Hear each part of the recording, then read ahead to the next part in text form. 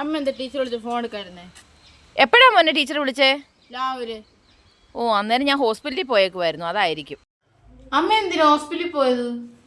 ഓ, എൻ്റെ മുഖം മൊത്തം മുഖക്കുരു മോനെ. ഹോസ്പിറ്റലിൽ ചെന്ന് മരുന്ന് മേടിക്കാമെന്ന് വിചാരിച്ച് പോയതാ. അവിടെ ചെന്നപ്പോൾ ആണെങ്കിൽ ഡോക്ടറും ഇല്ല.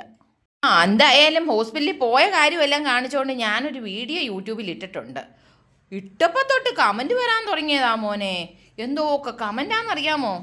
എന്തൊക്കെ കമന്റാ വന്നേ? മുഖക്കുരുവിന് ഹോസ്പിറ്റലിൽ പോകേണ്ട ആവശ്യമുണ്ടോ? പേരയിലയും പച്ചമഞ്ഞളും ചേർത്ത് ഇട്ടാ പോരായോ?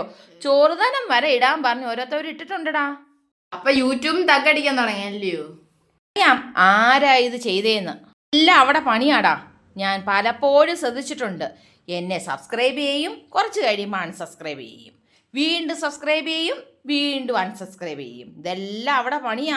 മൂക്കുരു വന്നെന്ന് പറഞ്ഞ നമ്മുടെ മുഖം കാണിച്ചിട്ടാണോ ഫോട്ടോ എടുത്തത്? അല്ലാതെ പിന്നെ എൻ്റെ മുഖം മൊത്തം കാണിച്ചു.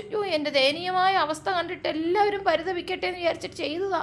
പക്ഷെ എനിക്കിട്ടാടാ മൊത്തവും കിട്ടിയത്. അമ്മയ്ക്ക് മൂക്കുരു വന്ന ആരായി? വല്ല മൂലക്കുരു വാങ്ങി അമ്മ എനിക്കിനി സ്കൂളിൽ പോകാൻ പോലും പറ്റത്തില്ലെന്ന്.